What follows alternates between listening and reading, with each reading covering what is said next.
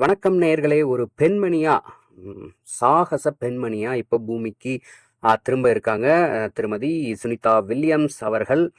இவங்க 9 நாள் தான் இருக்கிற மாதிரி ஒரு பிளான் இருந்தது. கிட்டத்தட்ட இப்போ 9 மாதம் வந்துட்டு ஆயிடுச்சு.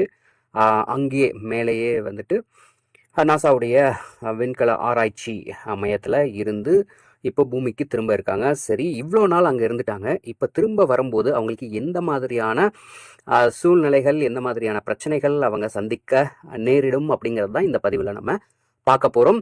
இந்திய அமெரிக்க விண்வெளி வீராங்கனை சுனிதா வில்லியம்ஸ் 2024 ஜூன் 5 முதல் சர்வதேச விண்வெளி நிலையத்தில் இருக்காங்க.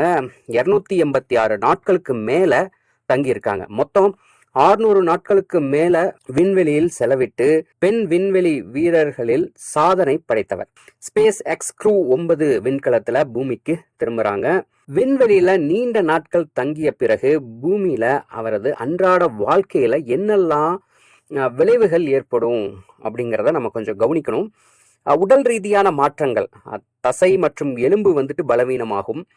புவியீர்ப்பு இல்லாத சூழல்ல தசைகள் 20-30% பலவீனமாகி இருக்கும். எலும்பு அடர்த்தி 1-2% குறைஞ்சிருக்கும். முதல் சில வாரங்கள் நடப்பது அப்படிங்கிறது கொஞ்சம் கஷ்டம்தான். படிக்கட்டு ஏறுறது அதெல்லாமே சிரமமா இருக்கும். 2007 இதே மாதிரி அவங்க பூமிக்கு திரும்பின அப்ப நடக்கிறத மறந்து விட்டது போல உணர்றேன் அப்படின்னு சொல்லியிருந்தாங்க. 2007 அப்படின்னா இப்போ எப்படி அப்படிங்கிறத நம்ம பார்க்கணும்.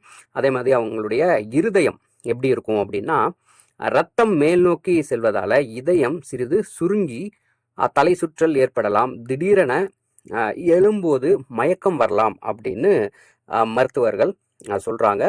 பார்வை எப்படி இருக்கும் அப்படின்னா, கண்களுக்கு பின்னால அழுத்தம் ஏற்பட்டிருக்கும். அதனால பார்வை மங்களா இருக்கலாம் அப்படின்னும் சொல்றாங்க. மன ரீதியான விளைவு அப்படின்னா, தனிமை. 9 மாதங்களுக்கு மேல குடும்பத்தை பிரிந்து சிறிய இடத்துல வாழ்ந்தது மன அழுத்தத்தை அவங்களுக்கு கொடுத்துருக்கலாம் அப்படின்னும் சொல்றாங்க. 2012 என் நாயை மிஸ் செய்தேன் என்று பகிர்ந்திருக்காங்க.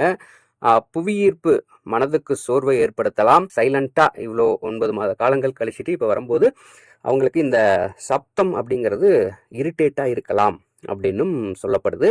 அன்றாட வாழ்க்கை மாற்றங்கள்ல உணவு முக்கியமா. விண்வெளியில உலர்ந்த உணவுக்கு பிறகு புதிய பழங்கள், பீட்சா சுவையா இருக்கும். செரிமானத்துல சிறு சிரமம் வந்துட்டு ஏற்படுறதுக்கு வாய்ப்பு இருக்கு. தூக்கம் எப்படி இருக்கும் அப்படின்னா, ஒரு நாள்ல 16 முறை சூரிய உதயம் பார்த்த பிறகு 24 மணி நேர சுழற்சிக்கு பழக தூக்கமின்மை அல்லது அதிக தூக்கம் ஏற்படலாம். பெரிய கூட்டத்துல பழக சிறிது நேரம் அவங்களுக்கு தேவைப்படும். சரி, நாசாவின் மறுவாழ்வு திட்டத்துல மருத்துவர்கள், பிசியோதெரபிஸ்ட்கள் உதவுவாங்க. அவங்களுக்கு 1-3 வாரங்கள் நடப்பது சரியாயிடும். அவங்க எப்பயும் போல வழக்கம் போல நடக்க ஆரம்பிச்சிருவாங்க. 3 to 6 மாதங்கள்ல முழு உடல் வலிமை திரும்பும் அப்படின்னு அந்த மீட்பு குழு சொல்றாங்க. சுனிதாவின் மன உறுதியும் குடும்ப ஆதரவும், கணவன் மைக்கேல் அவங்க, அப்புறம் செல்ல நாய்கள் அவரை விரைவாக மீட்க உதவுவாங்க அப்படின்னு நம்பப்படுது.